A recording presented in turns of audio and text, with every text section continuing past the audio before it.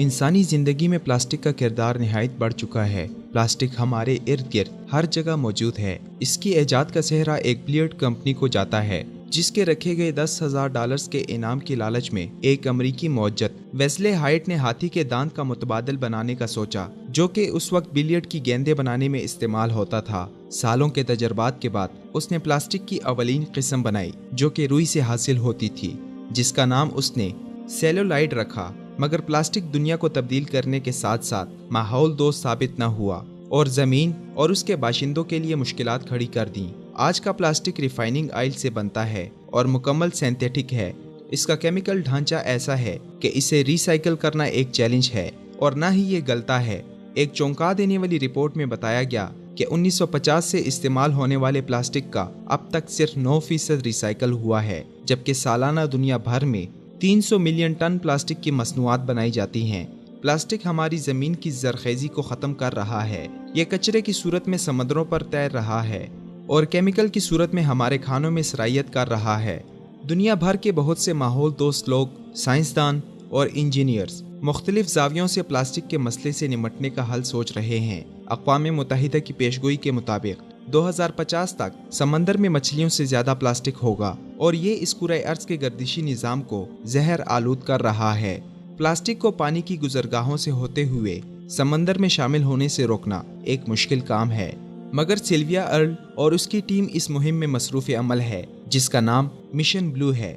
John कैलेट नामी एक engineer की ईजाद करदा मशीन का नाम the water wheel power trash interceptor है, जो कि बाल्टमोर बंदरगाह पर बहते कचरे को इकट्ठा करती है। 2014 से इस मिशन ने 0.5 million styrofoam containers, 3 lakh plastic bags और 4 लाख प्लास्टिक की बोतलें इकट्ठी की हैं। दिसंबर 2016 में प्रोफेसर ट्रैश व्हेल नामी एक और इंटरसेप्टर और उसके मुख्तलिफ visions Honolulu, Atlanta, Rio de Janeiro और पनामा सिटी के साहिलों में काम कर रहे हैं। सिर्फ अमरीकी हर घंटे में 2.5 मिलियन प्लास्टिक की बोतलें फेंकते हैं।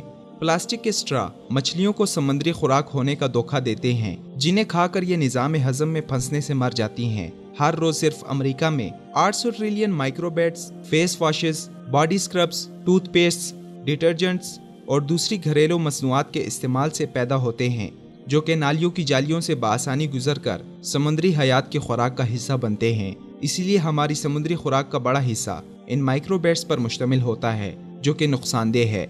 2015 में अमरीकी कानून के तहत बहने वाली कॉस्मेटिक्स मसनूआत में प्लास्टिक के माइक्रोबैट्स शामिल करने पर पाबंदी लगाई गई है और इस वक्त 20 ममालिक में कॉस्मेटिक्स में इन्हें शामिल करने पर पाबंदी है, जबकि हमारे नायलॉन और पोलिएस्टर के कपड़े धुलने से माइक्रोफाइबर्स भी समंदर में शामिल होते हैं, जिनका हल ऐसे कपड़े को ठंडे पानी से धोना है। मगर ये सब काफ़ी नहीं और हमारी शमूलियत के बगैर ये काविशें अधूरी हैं। प्लास्टिक बैग्स का इस्तेमाल गलत है, जिसे तर्क करना होगा। इसके बजाय कपड़े या कागज़ के थैले बेहतरीन हैं। हमें चाहिए कि ऐसे टूथपेस्ट, क्लिंजर और स्क्रब्स इस्तेमाल करें जो कि माइक्रोबैट से पाक हों।